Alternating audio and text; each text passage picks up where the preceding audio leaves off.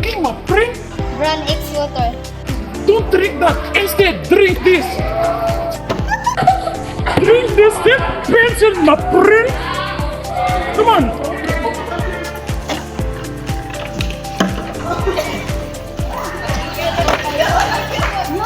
So yummy.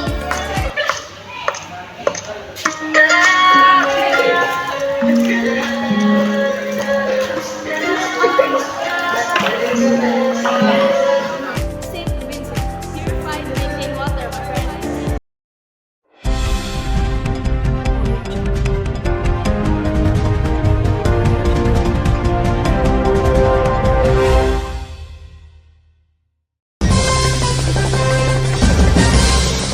Magandang gabi, Luzon, Visayas, Mindanao. Mabuhay, Headline News. Ako po si Glenda Pieta. At ako naman si Nicole. Maraming mahalagang pangyayari ang ating susubaybayan ngayong gabi.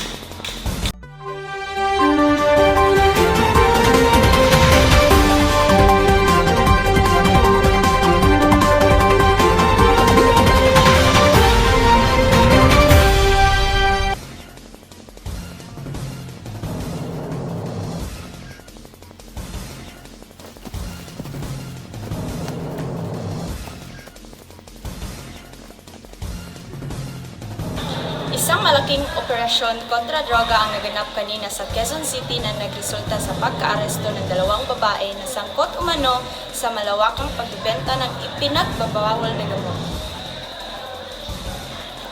Kinikilala ang mga suspect bilang sina Catherine at Angeli, kapwa residente ng barangay Gaway-Gaway. Nahulihan sila ng mahigit 500 na gramo ng shabu at iba pang drug paraphernalia.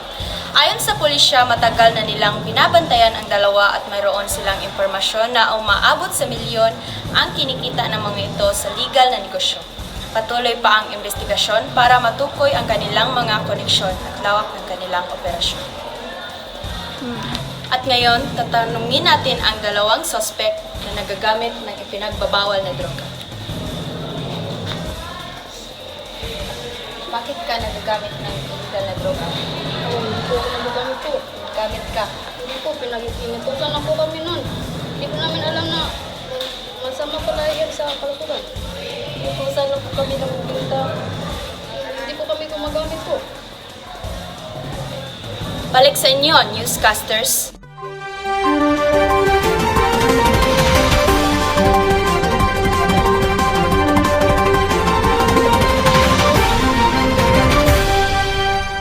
Isang nakakalungkot na balita naman ang ating susundan.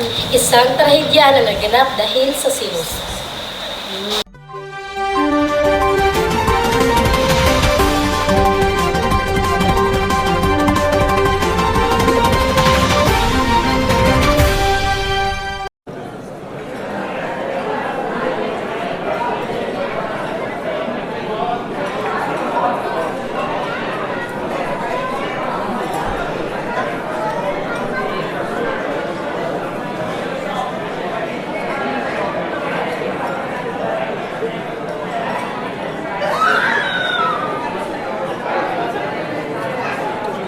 Isang babae ang nasawi matapos saksakin sa barangay Gaway-Gaway kanina madaling araw.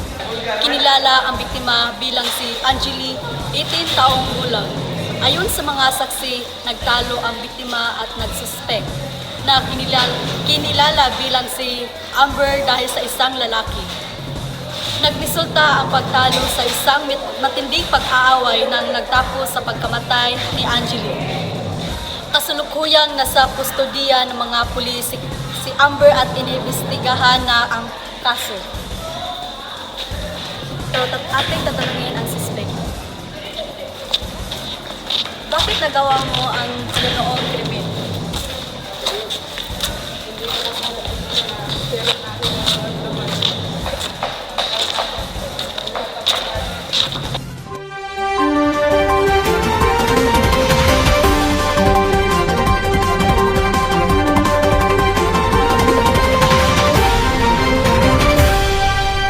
Samantala, narito naman ang ulat ng panahon mula kay Christine.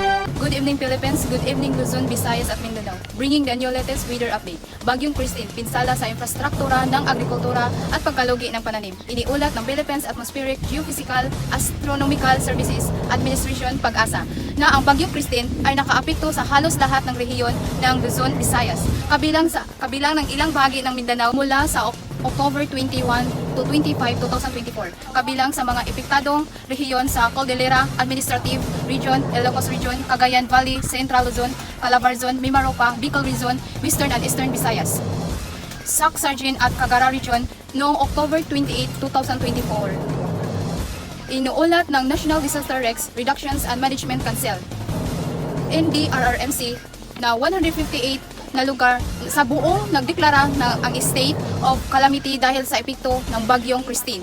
Maraming salamat. Ako si Christine Bagyo ng nag-uulat ng panahon.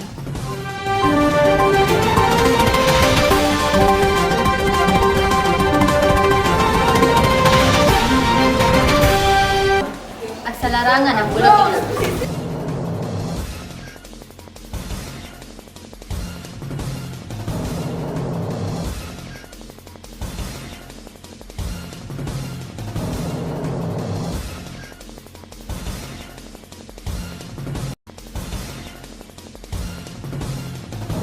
Napapatuloy ang mga kampanya ng mga kandidato sa nalalapit na eleksyon.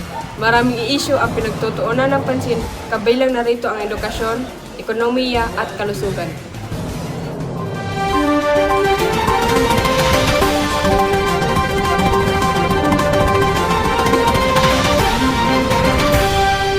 At sa mundo ng Diyos.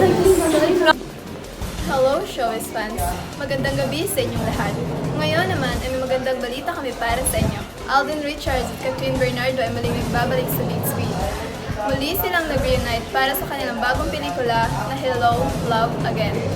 Sabi ng isa sa pinakamagaling na writer sa industriya, ay bibigyan nila tayo ng panibagong emotional journey na ngayon ay tungkol sa pagbibigay ng second chances at pagtupad ng mga pangarap. Nakakamangha nga naman, muli silang nagbabalik sa industriya. And that's all for my chika for today. Stay tuned for more updates.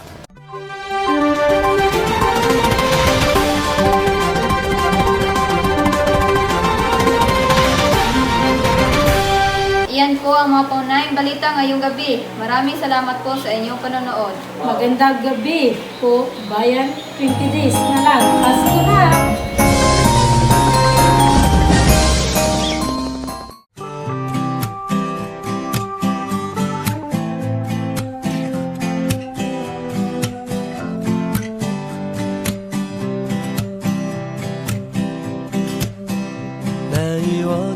初次见你，一双迷人的眼睛，在我脑海里，你的身影挥散不去。握你的双手，感觉你的温柔，真的有点透不过气。你的天真，我想珍惜。看到你受委屈，我会伤心。只怕我自己会爱上你，不敢让自己靠得太近，怕我没什么能够给你。爱你也需要很大的勇气，只怕我自己会爱上你。也许有天会情不自禁，想念只让自己苦了自己。爱上你是我情非得已。Wala ka ba may bigay sa gabi? Oo nga bro, ang init pa naman ngayon. Baka meron. Plus, pangbigay sa crush. For you， 给你全部温柔，陪着你走，在你左右，不管任何时候回头。Behind the scene.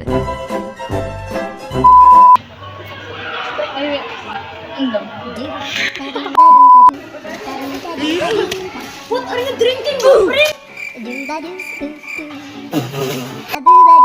gabi. Magandang gabi po. Ayan. Isang nakakalungkot na balita naman ang ating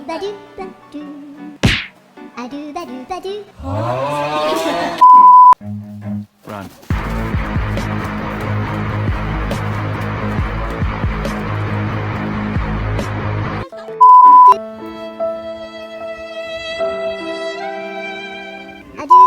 Hindi ko klaro mata.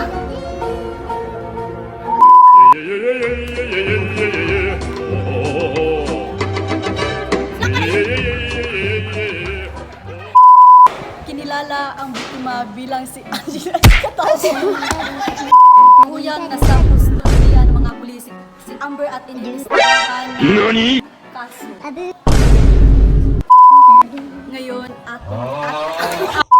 Magandang umaga. Ay, sa Good morning, Philippines. Good morning, Luzon. This is Mindanao. Bringing the latest news update. Bagyong Christine. Pinsala sa Bagyong Christine. Pinsala ng instruktora. Napapatuloy ang mga kampanya ng mga kandidato sa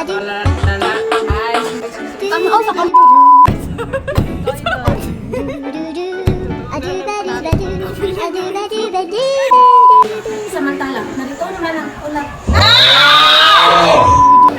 At sa mundo ng showbiz. Showbiz.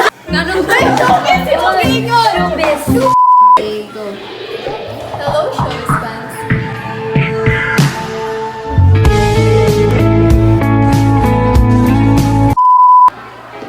Hello, showbiz fans.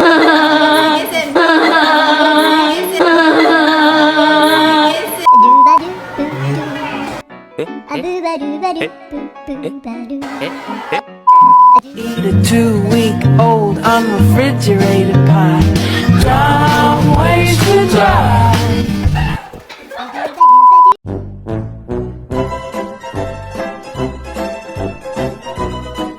Thanks for watching. Please subscribe.